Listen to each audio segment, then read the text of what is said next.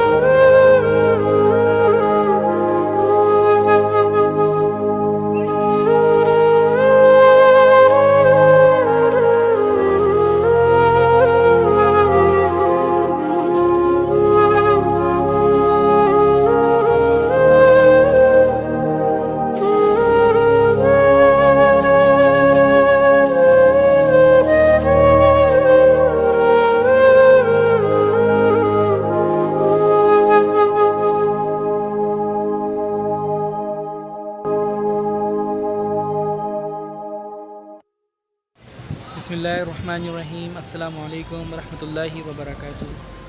दोस्तों, आज हम अल्हम्दुलिल्लाह मक्का शरीफ से, हरम शरीफ से हम लोग आए हैं मस्जिद जाराना उम्रे की नीयत से, जो कि हरम शरीफ से तकरीबन 30 से 35 किलोमीटर के फ़ासले पर है। अल्हम्दुलिल्लाह मैं इस वक्त मस्जिद जाराना में भी इशाई की नमाज़ पढ़ी है और एहराम पहन के उम्रे की नीयत की है।